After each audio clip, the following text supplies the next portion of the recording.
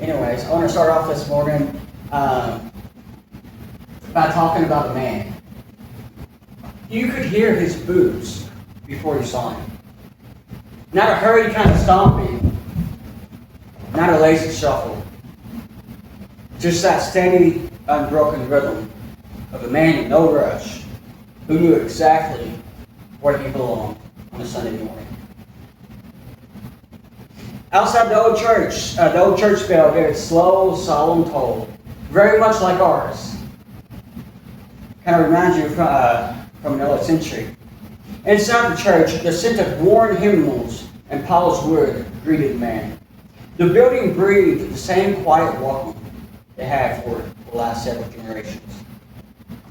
The man named Ethan stepped through the double doors, nodding at people, shaking hands with the same measured grip he had given for years.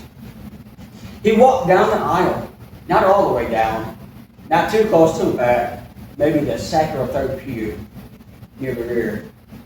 From there he could see everyone. By the way, this is just made up. From there he could see everyone, and his Bible was well worn, the leather soft, and the edges dull from years of carrying it around.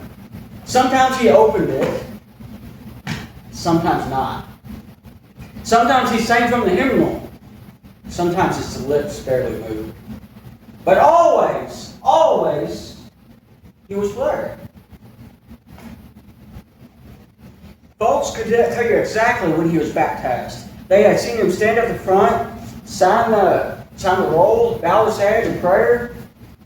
Ethan will say, "Oh, he's one of ours." And yet, if you had followed Ethan home that Sunday afternoon, you might have heard the quiet creak of the Bible closing until next week. You might have caught the tone in his voice that never came out in the sanctuary. You might have seen how quickly the name of Christ faded from his mind once the bell stopped ringing. Ethan carried the name Christian everywhere he went. But I wonder, did the name carry him? Or had he been carrying it in vain all along? As we grab a Bible and turn to Exodus chapter 20, verse 7, we will join there. Alright, as we gather in chapter 20, we'll look at verse 7. Do not misuse the name of the Lord your God, because the Lord will not leave anyone unpunished who misuses his name. Some versions read, will not leave guiltless. Is that what the Pew Bible says by chance? Okay. This commandment isn't about profanity first, which that's very important, but it's much deeper than that. It's about carrying a name you don't own. Let me remind you of Ethan. We were just talking about Ethan. Ethan stood up one Sunday. The invitation came, the choir sang, and the altar was open, and Ethan walked forward. The whole church smiled and the preacher nodded. Baptism was scheduled, membership recorded, and the certificate was framed. Ethan carried a name now. A holy name, the name of Christ.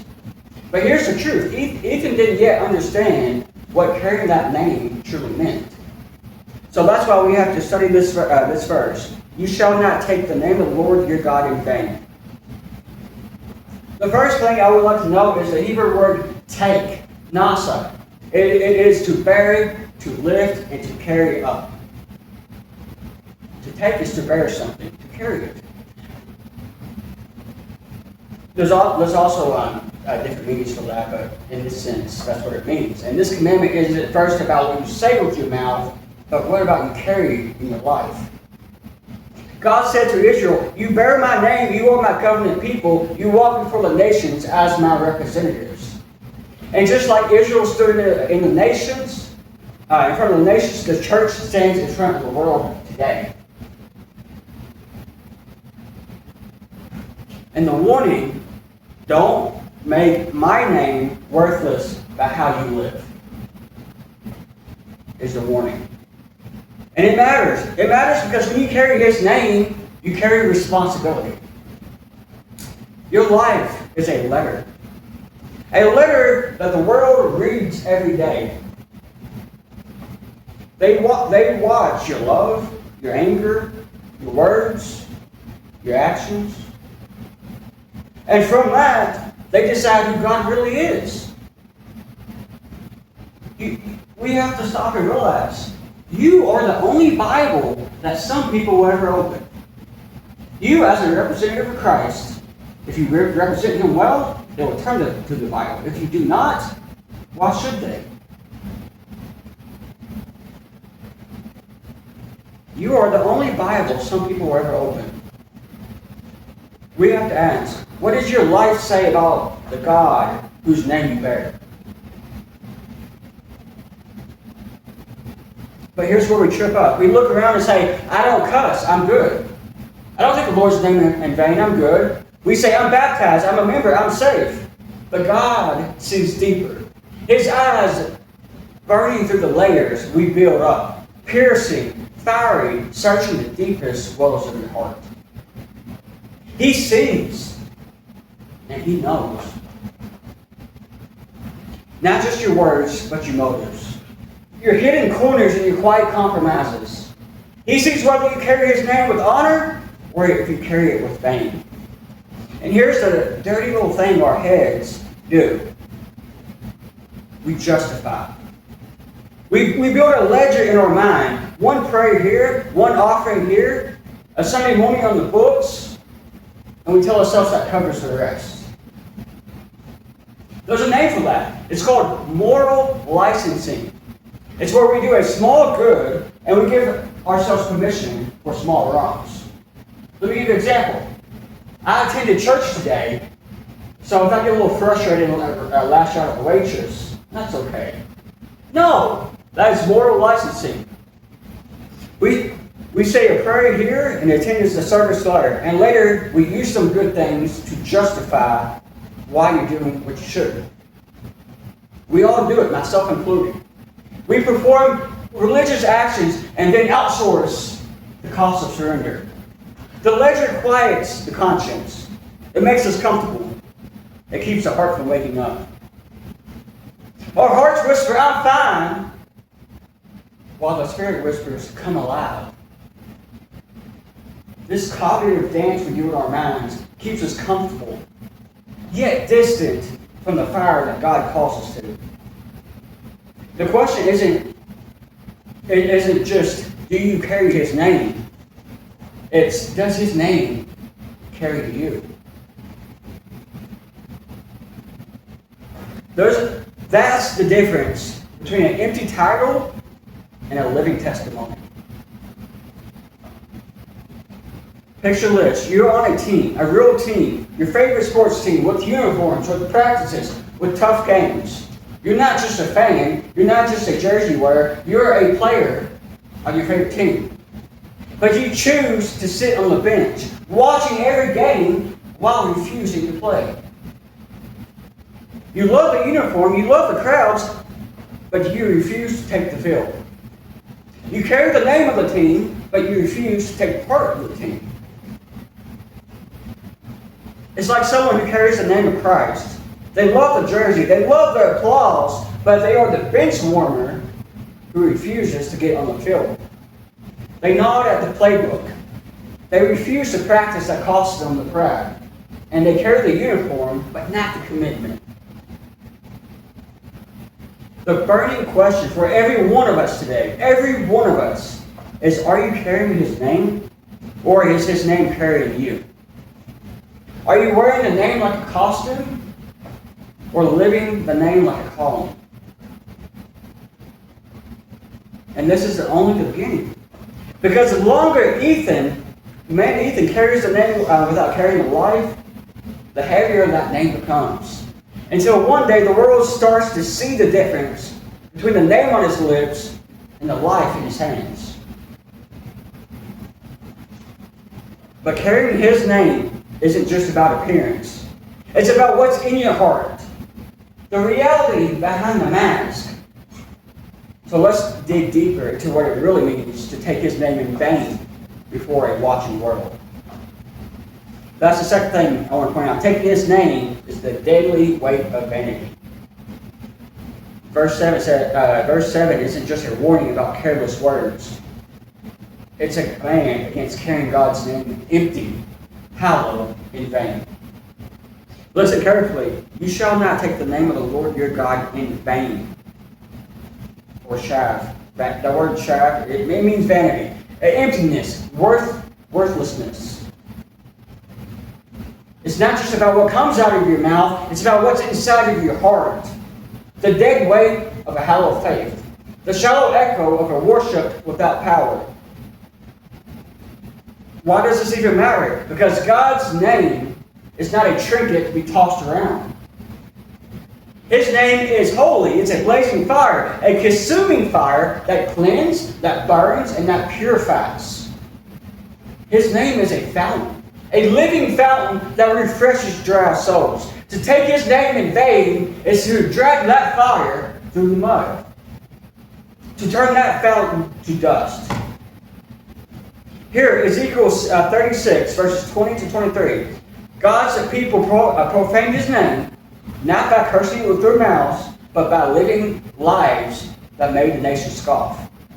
Their empty worship, their hollow holiness, their stained lives, they made God's name a joke, a curse, and a lie.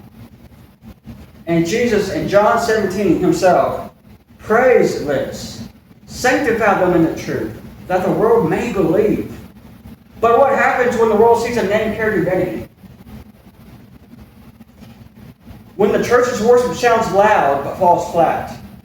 What happens when our faith is shallow or our holiness half-hearted? And here's the hard truth that we have to hear. We deceive ourselves all the time. We settle. We memorize prayers, we sing songs, and we nod politely, but inside the heart, there's emptiness. There's a vanity. There's a quiet rebellion. We want the honor of God's name, but do we want it with the cost? We want the crown without the cross. We want the light without the fire. And that's the most dangerous kind of faith. The one that looks alive, but isn't. Think about it for a second. You're holding a lantern. You tell yourself it shines bright, but the glass is cracked, and the flame flickers weak. The shadows gather around you inch by inch. You pretend that the light is enough. You pretend that it warms the room, but the cold grows heavier. It's vanity. That's taking God's name in vain. Ethan is in the middle of a storm. The man we talked about. He sings, he prays, he carries the name. But the fire inside of him, the water that refreshes the soul, is it alive or dead? Is his worship an echo or a roar? Is his faith a breath or a flame? And here's what chills the soul. The world is watching. They're not fooled by the noise. They watch for the fire. They watch for the life. And when they see vanity, they turn away. They scoff. They say, if this is God's name, I want no part. And how terrifying is that? That by your actions, someone may be turned off by God. You are an ambassador of Christ. So what now? The Spirit is calling. The fire is burning. The question is, will you answer? Will you settle for empty words? Will you let God break the hollow inside of you? Will you carry His name with a trembling faith, with burning love? Or will vanity drag that name to the dust? Pause with me right now, and let's be honest with ourselves. Where have we settled for the costume, but not the calling? What prayer, what habit, what excuse have we used to check the box and walk away from the change that God had commanded? We can't answer with our lips. We have to answer with our life. Listen, there is hope. Jesus came to give living water. He came to ignite dry bones with fire. He came for the broken, the empty, and the vain. But the choice is yours. Ethan's story is parallel to our story. The mirror is held high. The question is burning. Will you let vanity be the way that sinks you? Or will you carry the name in spirit and in truth? Third thing I want to call out is calling Him Lord without knowing Him, the deadliest deception. Exodus 20, verse 7 isn't just a warning about careless words. It's a blazing fire that consumes empty professions of faith. Ye shall not take the name of the Lord your God in vain, for the Lord will not hold him guiltless who takes His name in vain. This means God will not overlook the hallowed use of His name. The shallow claim of Lord without love, without obedience, without life will not be overlooked. Remember Ethan. He's in his room and there's a storm raging inside of him. His Bible lies closed on his nightstand. His pages are worn, yes, but never truly open to change his heart. His membership card folds neatly in his wallet, a silent badge of belonging. He prays the prayers. He says the words, Lord, Lord. But tonight, beneath the surface, a question smolders in his chest. When he calls that name in the final hour, will the answer be welcome? Or will it crack open the sound to the devastating, I never knew you? The weight of that question presses like a tightening noose. Because Ethan is not just Ethan. He's a mirror held to every soul in this room. And every quiet heart wondering, am I truly known? Verse 7 in Exodus chapter 20, it really does pierce like a blade. You shall not take the name of the Lord your God in vain, for the Lord will not hold him guiltless who takes His name in vain.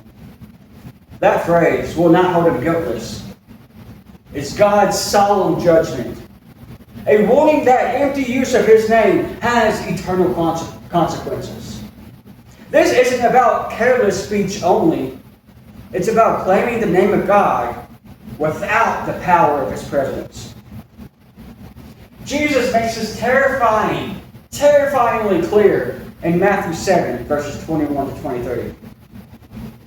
Not everyone who says to me, Lord, Lord, will enter the kingdom of heaven, but only the one who does the will of my Father. You guys, that verse has kept me up at night. Before I accepted the call to shepherd souls, I've had to look in the mirror and ask, Ben, are you just saying His name or living His will? That verse terrified me. When I accepted the call, I cried like a baby, terrified because of what it means. I had to ask myself if I'm just saying His name or living in His will. And I chose to live in His will. Now there will be voices crying, Lord, at the end, but the gates won't open. And why? Because they truly never knew Him. They never truly knew Him in surrender, knew Him in obedience or love. Remember, Jesus doesn't stand distant as judge only. He knows your weaknesses, your struggles, and your failures. Hebrews 4:15 tells us He's a high priest who sympathizes with our weaknesses. He is the good shepherd who laid down His life for the sheep, for you. His call is not to condemn, but to save, to heal, and to restore. The greatest commandment, you've got to remember, these commandments, even though they're Old Testament, they still matter. Because what did Jesus say? There's two greatest commandments. What is the first one? The greatest commandment that He quotes in Matthew 22, verse 37, demands, love the Lord your God with all your heart, soul, and mind. To take His name in vain is to use it without love. To wear His name like a mask while the heart remains far away.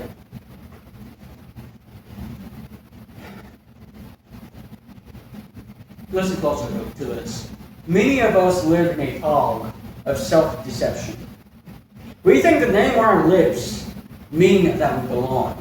But the soil of our hearts, we have to ask, is it dry, barren, or fruitless? You know, we do what humans do best. We settle for appearances. We rationalize empty religion. We deceive ourselves with religious routine. We confuse religious activity for relational intimacy. We confuse words for words. We confuse belonging for being known. The truth is a brutal mirror. When the fruit of your life is tested, when the winds and storms of trial blow, what grows in the soil of your soul? Is it fruit of love, joy, peace, patience, kindness, and self-control? All that you find in Galatians 5. Or is it the dry dust of vanity, pretense, and hypocrisy? It's like carrying a beautifully carved lantern, like I mentioned earlier. You parade it around, you show its glass, its golden frame, but inside the flame is weak, flickering, nearly dead. You think the lantern lights the way, but it barely glows. You think you shine, but you only cast shadows. Jesus calls us to a fire that blazes, a light that cannot be hidden on a hill, a faith that changes the soil of our hearts so the fruit grows and nourishes others. The Spirit longs to do a good work inside of us, a sacred pruning, to cut away dead branches, a refining fire to burn away the dross and the sin until only pure gold remains. A breaking in hardened soil, softening your heart so the seed of His Word can take root and grow. That's what the Spirit wants for you. This is not easy. I know it. It is painful, but it is life. Ezekiel promised, I will give you a new heart and put a new spirit in you. That was the work of God. And it begins the moment you say, here I am. So here's the raw truth and the hope. If you hear this and it stings, that is the Spirit stirring within you. Don't push it away. Don't settle for empty words or religious routines. Ask yourself, what fruit does my life bear? Am I known by Him? Do my actions, my love, my obedience reveal a true covenant relationship? If you wrestle here, if your heart is heavy, you're not alone. God's grace is deeper than your failures. His mercy waits to wash your dry soul with living water. His Spirit yearns to ignite the flame in your heart anew. Turn from the empty professions. Turn to Him in repentance and faith. Let His fire burn away the dead wood, and let His love root deep within your heart. The man Ethan that we discussed, his voice trembled with the words, Lord, Lord, but the final words hang in silence. The answer is unknown. The mirror held high, and the question staring, could Ethan be the shadow of your own soul? Are you truly known by the Lord? Ethan isn't a character I made up. He's a pattern I've seen over and over and over again. He's the kid who prayed the prayer and grew up and never changed. He's the church volunteer with a public smile and a private sin life. And maybe, just maybe he's you. Maybe you prayed years ago. Maybe you grew up in church. That doesn't mean the fire stayed lit. Rededication isn't a defeat. It's a reminder of who you belong to. If you feel distant, it's time to renew the vow. If your name is in the book of life, but your heart is cold, come and say it again. Jesus, I belong to you. I live for you. If you've been carrying his name without knowing him, the worst thing you do is keep pretending. If you walk out here without answering him, the same sin that's been holding you back will hold you tomorrow and the day after, until one day you can't even hear the shepherd's voice anymore. Don't think you'll get another chance. The devil loves to make you think tomorrow will be easier, when you know it won't. The best thing you could do is fall at his feet and actually know him today. Actually build an intimate relationship. You know, sometimes sheep get lost. Scripture even tells us so. Even the ones who belong to the flock can wander. And the shepherd, the good shepherd, he doesn't say, well, I guess you're lost forever. No. He leaves the 99 safe in the fold, and he goes searching, seeking, calling by name to bring the lost sheep back home. But sheep don't just wander off and stay free. Sometimes they get their heads stuck, tangled in briars, caught in a fence, trapped in thorns of their own stubbornness. They struggle and fight to get free, but their own efforts only tighten the snare around them. And sometimes that lost sheep isn't running away, it's just stuck. Its head might have been wedged between two branches or a tree, but Ethan's head was stuck too. Not in a fence, but in a pattern.